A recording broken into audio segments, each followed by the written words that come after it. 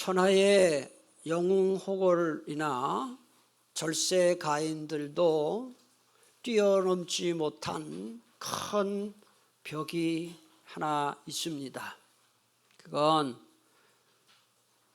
나이가 들면 늙고 병들고 죽는 것입니다. 80 살고 90 사는 게 긴 것 같지만 어느 순간부터인지 자기도 모르게 늙고 병들고 죽는 것 막을 수 있는 사람은 아무도 없습니다. 저도 가끔 제가 우리 교회 왔을 때 30대 때 사진을 보고 지금 사진을 보면 내가 아니에요. 그 말이 나와요. 아니 뭐 그땐 간두고 10년 전 사진, 제 10년 전 사진 보고 지금 사진 봐도 내가 아니에요. 이거는 막을 수가 없어요. 저보고 뭐 늙었다, 뭐 옛날과 다르다 이런 소리 절대 하지 마세요. 내가 하는 게 아니에요. 하나님이 그렇게 하는 거지. 늙고 병들고 죽는 거, 이 한계를 극복할 수 있는 것은 딱 하나밖에 없어요. 그게 뭐냐? 부활이에요. 부활. 그런데 이 현대의학은 죽은 사람을 살릴 수 있다고 믿는 것 같습니다. 뭘 보니까 그러냐? 크라이오닉스라는 그 의술 용어가 있어요. 크라이오닉스, 인체 냉동 보존술이라는 그 용어가 있어요. 이게 뭡니까? 앞으로 의술이 상상할 수 없을 정도로 발전하니까 그 의술을 이용해서 죽은 사람을 소생시키기 위해 영하 196도 액체 질소에다가 시신을 보관했다가 나중에 다시 살리겠다는 거예요. 그러니까 예수 믿지 않는 사람들도 부활을 이 정도로 갈망하고 있구나 하는 것을 보여주는 거예요. 그러나 그건 꿈과 희망에 불과해요. 꿈 깨야 돼요. 인간의 생사화복, 인간의 생로병사는 인간의 의술에 달려있는 것이 아니라 하나님의 손에 달려있기 때문에 그래요. 부활하신 분은 예수님밖에 없고 죽은 사람을 다시 살릴 수 있는 것도 삼위일체 하나님밖에 없어요. 그래서 우리가 알아야 할 게 있습니다. 부활이 없는 십자가는 허망하고 십자가가 없는 부활은 허구일 뿐이라는 사실입니다. 그래서 부활은 기독교 신앙의 초석입니다. 주춧돌입니다. 부활은 복음의 핵심입니다. 만약에 예수님이 부활하지 않으셨더라면 어떻게 됐을까요? 예수님의 십자가 죽음은 한낱 사형수의 죽음에 불과했을 것이고 예수님을 구주와 주님으로 믿는 우리의 믿음도 다 헛것과 허사가 되고 말았을 것입니다. 예수님의 부활이 없었다고 한다면 기독교 신앙은 생성된 지 불과 몇 달 후에 아니면 몇 년 후에 소멸되었을 것입니다. 그러나 예수님은 부활하심으로써 인류의 구주와 주님이 되셨고 지난 2000년 동안 기독교가 그토록 많은 핍박을 받았지만 교회는 점점 부흥하고 발전해서 전 세계 82억 명 인구 가운데 최소한 4분의 1, 한 20억 명 이상이 그리스도인이 된 것입니다. 예수님은 반드시 부활하셨다는 거예요. 그렇지 않고요 어떻게 이런 일이 가능하냐 겁니다. 오늘은 이 문제에 대해 말씀을 드리겠습니다. 예수님의 부활 고백은 신앙 고백의 12문장 가운데 제5문장에 해당됩니다. 신앙 고백은 12문장으로 이루어져 있습니다. 중에 5번째 문장이 부활 고백입니다. 오늘 우리가 신앙 고백했습니다만은 다시 한번 볼까요? 다시 한번 같이 읽겠습니다. 장사한 지 사흘 만에 죽은 자 가운데서 다시 살아나심. 여기 다시 살아나시며. 이게 뭐예요? 부활이에요, 부활. 자, 신학적으로 볼 때 예수님의 신분은 낮아지신 신분과 높아지신 신분으로 나눌 수 있어요. 예수님의 낮아지신 신분을 조금 어려운 말로 비하라 그렇게 말해요. 예수님의 비하.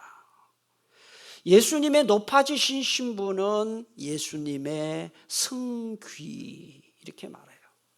먼저 예수님의 낮아지신 신분 비하가 뭐냐? 이거는 천지 만물의 통치자이신 예수님이 자신의 신적 위엄을 포기하시고 이 땅에 인간으로 오셔서 당한 모든 순환을 가리켜서 예수님의 비하다 이렇게 말해요. 그런데 예수님의 비하는 5단계의 내용이 있습니다. 하나하나 간단하게 보겠습니다. 제1단계가 뭐냐?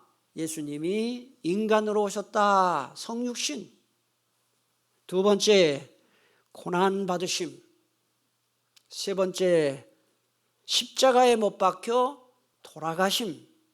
네 번째, 장사되심. 다섯 번째, 지옥에 내려가심. 여러분 이거 처음 듣죠, 그죠? 지옥에 내려, 지옥 강하라고 하는데 이 지옥에 내려가심은 제가 설명을 안 했고 라틴어 원문에는 있으나 우리 개혁, 우리 기독교, 우리 교회, 우리 나라의 교회에서는 지옥 강하에 대해 번역을 생략했어요. 천주교에서는 하고 있습니다. 그 이유는 이 지옥 강하에 대한 해석이 오해의 소지가 많기 때문에 뺀 거예요. 그러나 제가 베드로전서 설교할 때에 그 코로나 기간에 베드로전서 설교할 때 베드로전서 5장에서 설교 한번 했어요. 처음 듣는 것 같죠? 했습니다. 나중에 한번 제가 예수님이 지옥에 내려가셨다는 게 무슨 뜻인지 한번 설명은 해야 될 것 같아요. 자, 그렇고 예수님이 높아지신 신분 승귀는 그게 뭐냐? 이거는 예수님이 인간을 구원하시기 위해서 잠시 낮아지셨으나 만물의 창조주이시요 통치자로서의 본래의 신분에 합당한 존귀와 영광의 자리로 회복되신 것을 가리켜 예수님의 승귀다 그렇게 말합니다. 근데 여기에는 4단계의 내용이 있다는 거예요. 예수님이 높아지심 승귀에는 4단계가 있다.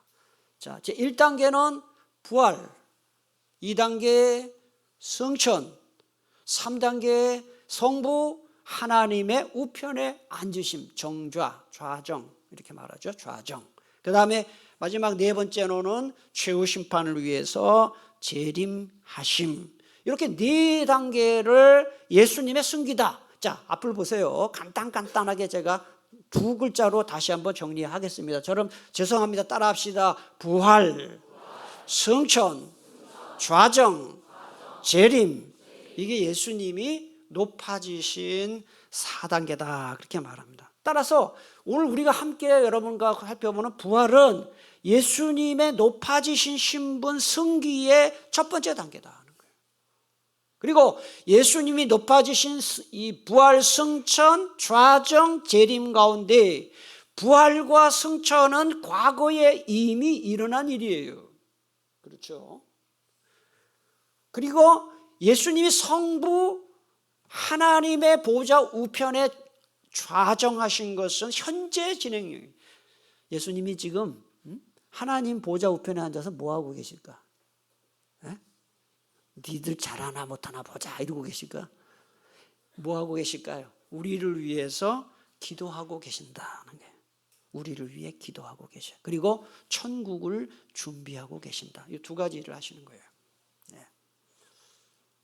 그래서 이게 현재 진행형이고 예수님의 재림은 미래에 있을 일입니다. 자, 근데 여러분 다른 모든 일들과 마찬가지로 예수님의 부활도 예수님이 홀로 단독적으로 하신 일이 아니라 성부, 성자, 성령 삼위 하나님이 협력해서 하신 일이에요.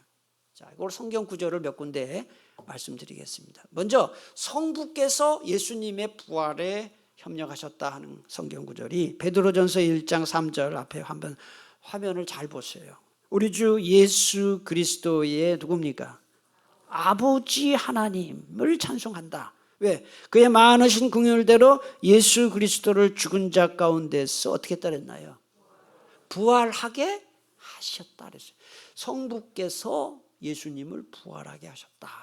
그런데 또 다른 성경에 보면 예수님이 스스로 부활하셨다. 요한복음 10장 17절 18절 예수님의 말씀이에요. 내가 내 목숨을 버리는 십자가지요. 그것을 내가 다시 얻기 위한 부활이에요. 이로 말미암아 아버지께서 나를 사랑하시니라. 이를 내게서 빼앗는 자가 있는 것이 아니라 내가 스스로 버리노라. 같이 읽겠습니다. 나는 버릴 권세도 있고 다시 얻을 권세도 있으니. 버릴 권세 십자가, 다시 얻을 권세 부활, 예수님의 권한이 있다는 것이죠. 그 다음에 또 한 구절을 보면 성령께서 예수님의 부활에 협력하셨다. 로마서 8장 11절 예수를 죽은 자 가운데서 살리신 이의 영이 성령님이에요. 성령님. 그러니까 성령께서 예수님을 부활하시는데 협력하셨다. 그러니까 여러분 보세요. 성부, 성자, 성령 삼위 하나님의 협력 사역으로 예수님이 부활하셨으니 성부, 성자, 성령 삼위 하나님을 믿는 우리들도 가정생활을 하고 교회 생활을 하고 직장에서 사회에서 살 때에 독불장군처럼 독선적으로 배타적으로 살면 안 되는 거예요. 우리가 믿는 하나님도 협력해서 일을 하셨는데 우리는 얼마나 독불장군식으로 살아갑니까? 여러분, 가정이 평안하지 못한 것, 여러분의 직장이 평안하지 못한 것, 교회가 자꾸 분열이 일어나고 하는 것, 나라가 자꾸 분열이 일어나고 하는 이 모든 이 문제는 세 가지에서 나와요. 첫째가 이기심이에요. 이기심. 내 중심으로 사니까 뭐 평안이 있겠어요. 두 번째가 독선이에요. 독선. 나만 옳다는 거예요. 너는 틀렸다는 거예요. 여러분 보세요. 지금 우리나라 이 정치판을 돌아가는 거 보세요. 전부 자기만 옳대요. 뭐 어떤 같은 당끼리 이 뭐 토론을 하는 거, 저 직접 뭐 생중계 보지 못했지만 이 뉴스를 보면은 전부 자기만 옳다는 거예요. 예. 그러니까 싸우죠. 야당대로. 예. 그리고 가정에서도 그래요. 부부가 나만 옳다 이러면 싸움밖에 할 일이 없어요. 그냥 맨날 싸우는 거예요. 그러면 나만 옳다. 그 다음에 세 번째가 뭐 자기 고집이에요. 자기 고집. 그러니까 이기심, 독선, 자기 고집을 부리면은 가정도 평안하지 않고 교회도 평안하지 않고 사회도 평안하지 않다 하는 것을 알 수가 있습니다. 자, 그러면 예수님의 부활이 우리에게 주는 교훈이 무엇일까요? 첫째, 제가 질문 하나 하겠습니다. 예수님이 부활하실 때, 예수님이 이 땅에 탄생하실 때, 예수님이 다시 부활하셨을 때 영혼으로만 오셨나요? 육체를 입고 오셨나요? 그렇죠. 이거 잘 알아두세요. 예수님 탄생하실 때 인간처럼 육체를 입고 오셨고 부활하실 때도 육체를 입고 오셨어요.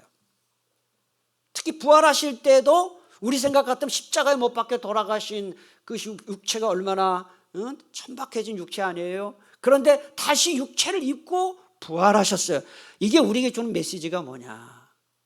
우리 하나님은 인간의 육체를 귀히 여기신다. 그리고 이 세상의 물질 세계를 선하게 창조하셨다 하는 것을 증명하는 거예요. 창세기 1장을 보면 하나님이 6일 동안 천지 만물을 창조하셨는데 하루하루의 창조를 마치실 때마다 하나님이 평가를 하셔요. 창세기 1장을 보면은 하나님이 보시기에 어땠다 그랬어요? 좋았더라. 이런 말이 매일 나와요. 마지막 날 사람까지 창조한 이후에는 심히 좋았더라. 그래. 이게 무슨 뜻이죠? 하나님의 의도대로 흡족하게 창조가 되었다는 뜻이에요. 우리 인간의 육체, 인간의 몸, 영혼, 그 다음에 천지 만물이 하나님의 뜻대로 다 됐다, 이런 뜻이에요. 근데 여러분, 하나님이 창조하신 피조물들 중에 상당수가 물질 세계예요. 사람은 다 육체를 갖고 있어요. 그러니 하나님이 창조하신 이 육체와 이 물질 세계가 선하다는 것을 증명하는 것이 우리에게 어떤 교훈을 주는가? 첫째로, 우리는 우리 신앙과 영혼만 돌봐야 되는 게 아니라 우리 육체도 잘 돌봐야 된다는 거예요. 여러분, 건강 상해가지고 장기간 아프면 어떤 일이 벌어질 것 같아요? 이제 내가 몸이 많이 아프니까 하나님을 더 의지해서 믿음이 좋아질 것 같습니까? 제가 볼 때는 그렇지 않아요. 그런 경우도 있겠지만은 너무 오랫동안 아프다 보면요, 하나님에 대한 믿음도 다 떨어지고, 그 다음에 의욕도 상실되고, 심하면 우울증까지 와요. 몸이 많이 아프면. 그래서 우리는 건강을 돌봐야 되는 거예요. 과로하면 안 돼요. 과로해서 몸이 상하는 것이죠. 또 막 육체를 즐겁게 하기 위해 육체를 즐기는 일에 탐닉하면 건강 다 상하는 것입니다. 또 요새는 특히 이 외모가 너무 외모 막 중심주의자가 돼가지고 말이죠, 그 예쁜 얼굴도 더 뜯어고치고, 그 다음에 또 몸이 내가 볼 땐 하나도 안 뚱뚱한데 몸 빼겠다고 막 다이어트 심하게 하고, 특히 젊은 자매들을 보면 내가 참 측은해요. 내가 볼 땐 너무 말랐는데 본인들은 뚱뚱하다 그래요. 참 걱정스러워요. 특히 이 미혼 자매들 중에 너무 몸을 막 빼는 사람들 보면은 참 제가 하나님이 얼마나 슬퍼하실까. 좀 어느 정도 사람이 몸집이 있어야 되네요. 저도 사실은 지금 몸을 좀 불리려고 노력을 해요. 사람이 나이가 들면 이 몸무게가 나가야 건강하대요. 근데 아무리 먹어도 안 찌니까 나는 놀리냐, 누구 놀리냐, 이런 소리 또 분명히 할 거예요. 오늘 예배 마치면. 내가 알아요, 다. 그래도 뭐 사실이니까 나는 찌려고 노력해도, 근데 솔직히 더 찌고 싶어요. 젊은 이제 결혼을 앞둔 또는 결혼한 젊은 여자들이 막 다이어트 하겠다고 그러면 참 걱정스러워요. 그러면 안 되죠. 또 반대로 막 금식기도 막 그냥 우리 교회는 그런 사람 한 명도 없지만은 금식기도 너무 많이 해서 몸 상하는 거, 이것도 하나님 원치 않아요. 먹으면서 기도하셔요. 아주 급한 일 아니면.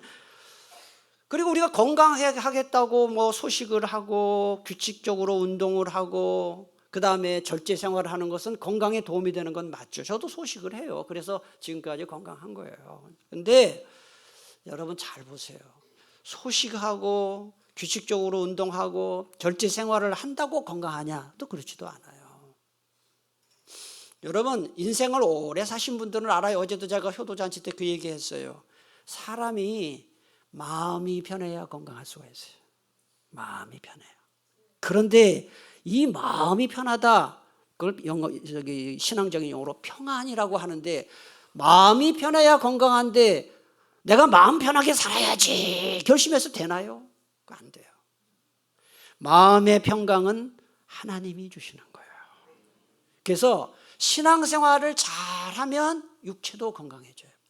우리 교회 제가 새 가족들 중에 어떤 분을 보면은 올 때는 별로 이렇게 얼굴이 밝지 않아 보였는데 우리 교회 와서 은혜 받고 그러고 나서 보니까 얼마나 얼굴이 화색이 돌고, 최고의 미용, 최고의 화장품은 설화수가 아니에요. 최고의 화장품은 은혜 받는 거예요. 은혜 받는 거. 여러분, 설교 시간에 오늘 은혜 받으면 여러분의 이 얼굴 색깔이 달라진다니까요. 그러니까 예수 잘 믿으면 하나님이 건강도 주시는 줄 믿습니다. 어쨌든 중요한 것은 건강도 돌봐라 하는 거예요. 아픈 거 이거 자기가 관리도 해야 된다는 거예요. 두 번째로 하나님이 이 세상의 물질 세계를 선하게 창조하셨으니 환경 보호에 힘써야 된다는 거예요. 하나님이 이 지구를 선물로 주셨잖아요. 이 자연 세계를 선물로 주셨잖아요.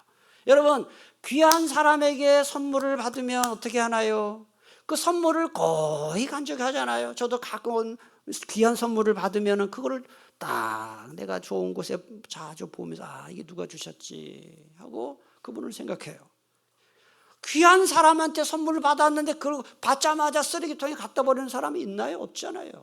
그 사람을 쓰레기통에 버리는 거랑 똑같잖아요.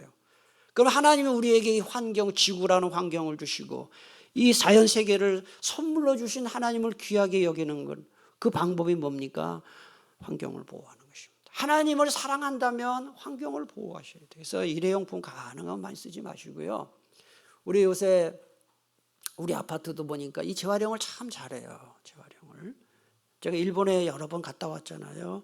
일본에 가면 참 배울 것 중에 하나가 참 재활용을 잘해요. 재활용. 근데 우리 아파트에 제가 가끔 이렇게 보면 재활용하는 데 가서 보면은 뭐 플라스틱을 버릴 때 좀 깨끗하게 버려야 되는데 거기다가 막 빨간 거 묻힌 거 버리고 그 병에도 그런 찌꺼기 같은 것도 그 안 되죠. 그렇게 하면은. 그러니까 우리가 환경 보호도 하나님을 사랑하는 거다 알아야 됩니다. 그 다음에 세 번째로 하나님이 이 세상을 선하게 창조하셨으니 이 세상을 충실하게 살아야 되고 최선을 다해 살아야 된다는 거예요. 제가 아주 명언을 하나 하겠습니다. 어제는 과거이고 내일은 미래이죠. 이건 다 아는 얘기예요. 자, 그 다음 말이 중요해요. 어제는 과거, 내일은 미래예요. 오늘은 뭐냐? 오늘은 선물이에요. 선물. 하나님이 주신 선물이 오늘이에요. 한번 따라할까요? 어제는 과거, 내일은 미래, 오늘은 선물. 할렐루야. 영어에 또 present라는 말이 있습니다. present라는 말은 현재, 지금이라는 뜻도 있지만 선물이라는 뜻도 있어요. 참 멋있는 말이에요. 의미가 있는 말이에요. 현재, 지금을 하나님이 주신 선물로 알고 충실하게 살아라 하는 거예요. 어떤 분이 저에게 이런 질문을 할 수 있어요. 목사님, 어떻게 하면 앞으로 행복하게 될까요? 오늘 행복하세요. 오늘 행복하시라고. 오늘 행복하지 않은 사람은 내일도 행복할 수 없어요. 직장에 가면서 자기 사업터에 가면서 목구멍이 포도청이라 죽지 못해 일한다. 이 사람은 평생 그렇게 살아요. 여러분, 지금 이 불경기 가운데서도 내가 아침에 출근할 수 있다는 거, 건강했다는 거 하나님의 은혜 아니에요? 직장이 있다는 거, 생업터가 있다는 거 하나님의 은혜죠. 죽지 못해 그냥 직장 가고 일하러 간다면 그 사람처럼 불행한 사람이 어디 있습니까? 하나님이 나에게 주신 이 귀한 하루. 저는 아침에 새벽기도 나올 때 그 마음이 그래요. 하나님 오늘도 나 살려주셨구나. 죽는 게 뭐예요? 이부자리에서 일어나지 못하면 죽은 거예요. 아침에 일어났다는 자체가 하나님이 나에게 오늘 생명을 주셨다는 것이고 오늘 하루를 선물로 주셨다는 거예요. 천국을 소망하는 그리스도인일수록 이 세상에서 더 착실하게 살아야 돼요. 더 충실하게 살아야 된다. 아멘이십니까? 네. 예수님의 부활은 둘째로 예수님이 인류를 위해 하신 구원 사역이 완성되었다 하는 것을 성부 하나님이 공적으로 인정하시는 의미를 가져요. 여러분, 어떤 사람이 10억 원의 빚을 졌다 합시다. 엄청난 돈이죠. 그 10억 원의 빚을 갚는다는 것은 이게 참 쉽지 않은 일이에요. 저 같은 경우는 한 1억을 갚아라 해도 난 못 갚을 것 같아요. 그 엄청난 돈인데 누군가 10억 원의 빚을 갚아줬다. 이거 얼마나 큰 은혜입니까? 그런데 10억 원의 빚을 갚았다. 영수증이 있어야지요. 이 영수증과 같은 역할을 하는 것이 바로 예수님의 부활이에요. 네. 여러분, 평생 착하게 살고 그 다음에 속죄하며 살아도 갚을 수 없는 우리의 죄가 흰눈처럼 깨끗하게 용서받았다고 선언하는 선언서와 영수증이 바로 예수님의 부활이다 하는 거예요. 부활. 성경 구절 로마서 4장 25절 그게 바로 그거거든요. 자, 우리 함께 같이 읽겠습니다. 예수님은 우리 죄 때문에 죽임을 당하셨고 우리가 의롭다는 인정을 받게 하시려고 다시 살아나셨습니다. 부활. 부활이 뭐냐? 우리가 깨끗하게 용서받았다는 영수증이에요. 선언문이에요. 선언문. 여러분, 지금으로부터 2000년 전에 부활하신 예수님의 그 부활 능력이 그걸로 끝이냐? 그렇지 않아요. 예수님의 부활 능력은 부활하신 이후부터 지금까지 예수 믿고 거듭난 사람들을 통해서 계속 증명되고 그 다음에 재현되고 있는 거예요. 여러분, 거듭남, 중생이 뭡니까? 본질상 하나님의 진노를 받아 죽은 영혼에게 하나님이 새 생명을 부여하는 것이 거듭남과 중생 아닙니까? 그게 부활이지 뭐예요. 저와 여러분들이 예수 믿고 구원받은 것, 하나님 예수님의 부활의 은혜인 줄 믿으시기를 바랍니다. 또 예수님의 부활 능력은 그리스도인들의 성화를 통해서도 증명되고 재현되는 거예요. 성화가 뭡니까? 점점 더 거룩한 사람이 되는 것이고 죄를 죽이는 거예요. 이게 성화예요. 그러니까 성화가 뭐냐? 죄는 죽이고 그 다음에 거룩은 살아나는 것. 이게 부활이죠. 매일매일 성화되는 삶을 살아서 예수님의 부활을 경험하기를 축복합니다. 마지막으로 예수님의 부활은 우리도 예수님처럼 부활할 것을 보증한다. 예수님이 부활하셨으니 우리도 부활한다. 그걸 보증하는 거예요. 고린도전서 6장 14절 하나님이 주를 다시 살리셨고 또한 그의 권능으로 우리를 다시 살리시리라 말씀하셨어요.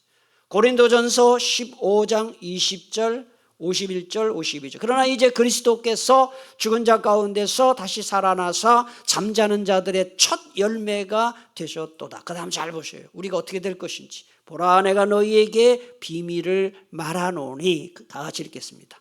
우리가 다 잠잘 것이 아니요 마지막 나팔에 순식간에 호련히 다 변화되리니 나팔 소리가 나매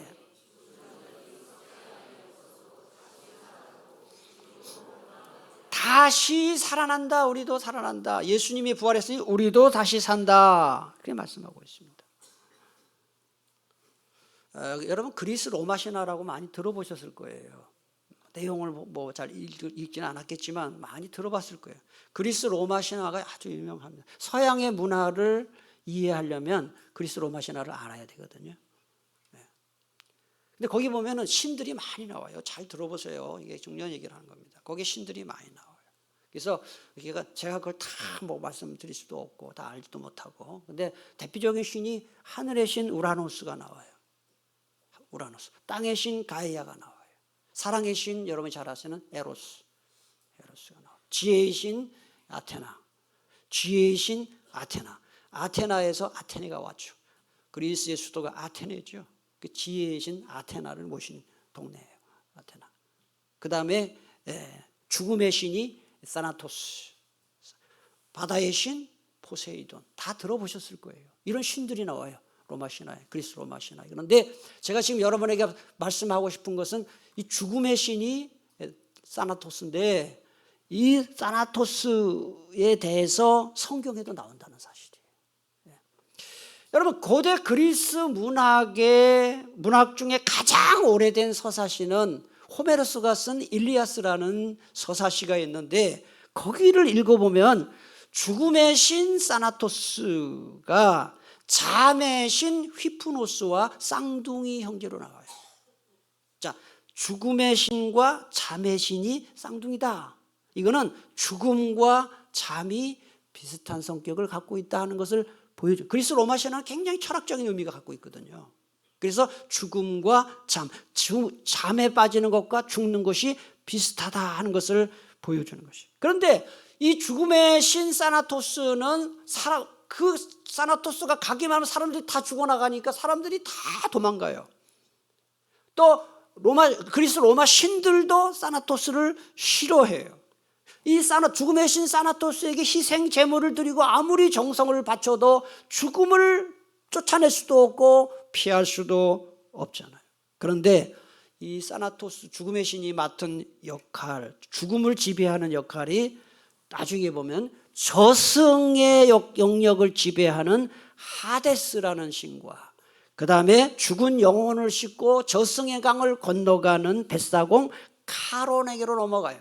그래서 그리스 사람들은 이 카론 신에게 밑보이면 저승으로 가는 게 고달프다. 그래서 고대 그리스에서는 시체를 묻을 때 시신의 입에다가 동전을 물렸어요. 왜 그랬을까요? 뱃값으로, 뱃삭스로. 이 영혼이 저승으로 건너가는데 뱃삭시다 하고 줬어요. 근데 우리나라도 이와 비슷한 게 있어요. 여러분. 우리 어르신들, 연세 드신 분들 알죠? 여러분, 옛날에는 장례 치를 때 장례식장에서 안 하고 다 집에서 했어요. 우리 아버지도 집에서 했어요. 예? 그런데 우리 아버지 장례 치를 때도 뭡니까? 상녀를 메고 갔어요. 상녀를 맬 때 상녀를 메고 가시는 분들이 뭐 100m 달리기처럼 막 가서 하지 않습니다. 말하고 뭐라고 뭐 이렇게 또 하고 노래 무슨 뭐 장송곡을 하고 하는데 장송곡만 하는 게 아니에요. 제가 그때 저도 그때 아버지 돌아 상주였잖아요. 한 발자국 가다가 뒤로 두 발자국 가고 막 갔다가 왔다가 뭐 하려고 그러는지 알아요? 노잣돈 달라고. 이 죽은 사람이 좋은 곳으로 가려면은 이 노잣돈이 필요하다고. 돈 많이 뜯겼어요. 그래서 돈 많이 뜯겼어요. 그래서 그때 미리 다 네가 돈 내놔라, 다음에 누가 내놔라 다 짰어요. 그래가지고 다 사위들 와서 짜고 뭐 돈 내고 노잣돈이 이게 다 여기와 이 비슷한 면이 있습니다. 그런데 여러분 신약 성경 27권 중에 13권 또는 14권을 쓴 사도 바울은 이 그리스 로마 신화를 너무너무 잘 알고 있었던 학자예요. 그래서 이방인들에게 복음 전하기 위해서 이런 죽음의 신이라든지 저승의 신이라 이런 거를 잘 성경에다가 그 용어를 그대로 사용을 해요. 뜻이 완전히 같지는 않지만 놀랍죠. 사도 요한이 쓴 계시록에도 보면은 그런 용어들이 그대로 나와요. 이게 참 그래서 제가 지금까지 그리스 로마 얘기를 했는데 한번 보겠습니다. 자, 로마서 5장 17절 여기 보면 아담 한 사람이 지은 죄로 뭐가 나옵니까? 이 사나토스 죽음 그 단어가 똑같은 단어가 사용됐어요. 죽음이 사람을 지배했다. 로마서 6장 9절 우리가 알기로 그리스도께서는 죽은 사람들 가운데서 살아나셔서 부활하셔서 다시는 죽지 않으시며 다시는 뭐라고 그랬습니까? 죽음 사나토스가 그를 지배하지 못합니다. 그러니까 이 사나토스는 그리스 로마 신화의 모든 사람의 원수였어요. 원수. 어느 누구도 이 사나토스를 이길 수가 없었기 때문에요. 사도 바울은 그래서 고린도전서 15장 26절에서 말합니다. 맨 마지막으로 멸망받을 원수는 저 사나토스다. 죽음이다. 이런 배경에서 나온 말씀이에요. 신들과 인간의 마지막 원수인 죽음을 죽인 게 바로 예수님의 부활이에요. 말장난 같지만 사실입니다. 따라합시다. 예수님의 부활은 죽음을 죽인 것이다. 네, 아시겠죠? 그래서 고린도전서 15장 55절에 보니까 죽음아 너의 승리가 어디 있느냐? 넌 망했다 이 말이에요. 죽음아 너의 독침이 어디에 있느냐? 예수님의 부활로 사나토스는 망했다. 그렇게 말하는 것입니다. 예. 여러분 죽음의 신 이 사나토스와 저승의 신 아까 하데스 얘기했죠. 저승의 신 하데스는 그리스 로마 신화에서 죽음을 관장하는 신인데 예수님이 부활하심으로 예수님의 발날에 놓이게 된 거예요. 그 개념이 사도 요한이 쓴 계시록 1장 18절에 나와요. 한번 보겠습니다. 나는 한 번은 죽었으나 부활하 영원 무궁하도록 살아있어서 그 다음에 읽겠습니다. 사망과 지옥의 열쇠를 가지고 예수님이 이 사나토스와 하데스를 지배한다. 그리스 로마 신화에서는 부활이 없어요. 그러나 우리는 예수님을 믿기 때문에 다시는 죽음이 우리에게 없다. 요한계시록 21장 4절 다시는 사망이 없고 애통하는 것이나 곡하는 것이나 아픈 것이 다시 있지 아니하니 처음 것들이 지나갔다. 말씀을 맺겠습니다. 여러분, 예수님이 부활했으니 우리도 부활한다. 지금 말씀드렸죠. 여러분, 제가 여러분께 질문할게요. 여러분, 부활해서 뭐 할 거예요? 예? 여러분, 부활해서 뭐 할 거예요? 그럼 또 그래요. 천국 가죠? 천국 가서 뭐 할 건데? 이런 질문하면은 뭐 그런 질문을 해야 하지 답을 못 해. 여러분, 우리도 부활합니다. 예수님 부활하셨으면 나도 부활합니다. 부활해서 뭐 할 건데? 천국 갈 거예요. 천국 가서 뭐 할 건데? 답이 있냐 이 말이에요. 천국 가서 예배 드리죠. 예배 1시간 하다가도 지겨워 죽겠다 그러면서 영원토록 예배만 드리고 그게 천국이에요? 이거 여러분, 제가 우스갯소리 하는 것 같지만 잘 들으세요. 천국은 예배만 드리는 곳이 아니에요. 천국이 어떤 곳인지 저도 정확히 알지 못하지만 인격자들이 가는 곳이기 때문에 삶이 있다 이 말이지. 여러분, 예수님 부활했으니 나도 부활할 거다. 부활해서 뭐 할 거냐? 천국 갈 거다. 천국 가서 뭐 할 거냐? 이거 한번 생각해 보세요. 먹고 마시고 쾌락을 즐기는 곳이 천국이냐? 그렇지 않아요. 그 무슬림들은 말하잖아요. 테러 해가지고 막 그냥 테러리스트 해가지고 성전을 벌려서 전사가 되면은 천국에 가서 막 잔의 진미를 먹고 뭐 수십 명의 여자들과 뭐 어쩌고저쩌고. 이게 무슨 천국입니까? 이게 유치하기 짝이 없어요. 그게 천국이 아니에요. 여러분, 천국이 어떤 곳이냐? 하나님과 친밀한 교제를 나누고 하나님과 동행하는 곳이 천국입니다. 천국과 영생의 본질은 하나님과 동행하고 하나님과 친밀히 교제하는 것입니다. 그럼 우리는 부활을 믿는 우리는, 천국을 믿는 우리는 이 세상에서도 하나님과 친밀히 교제하고 동행하고 하나님이 기뻐하시는 삶을 살아야 된다. 그러니까 천당에 가서 그렇게 살지 말고 이 세상에 살 때에도 우리는 천국처럼 살아야 되는데, 그래서 그렇게 하려면 어떻게 되느냐? 이기심 버리고 자기 중심적 삶을 버리고 이웃을 배려하고 이해하고 섬기며 사랑하며. 여러분 한번 잘 보세요. 한 사람과라도, 한 사람만이라도 원수처럼 사는 사람이, 원수가 한 사람만이라도 있다고 하면은요, 그 사람의 마음은 지옥입니다. 보기 싫은 사람, 밥맛 없는 사람, 생각만 해도 막 싫은 사람, 옆에 있기 싫은 사람 한 명만 있어도 그 사람의 마음은 지옥이고 삶이 지옥이 돼버려요. 더군다나 그 왼수가 집에 있으면 그거 더 큰 지옥이고. 그럼 어떤 것이 천국이냐? 옆에 있으면 좋고, 맛있는 곳에 가면 그 사람하고 같이 가고 싶고, 좋은 곳에 가면 그 사람하고 같이 가면 좋겠다. 이런 사람이 많은 사람이 천국이에요. 그러면 우리가 부활해서 천국 가서 뭐 할 거냐? 이렇게 살아야 되는 거예요. 사랑하며 살아야 돼요. 배려하며 살고. 교회에서도 남을 배려하고 이해해주고 이런 사람을 다 좋아해요. 제가 우리 교회에서도 보니까 제가 얼른 떠오르는 사람이 몇 명 있어요. 그 사람은 다 좋아해.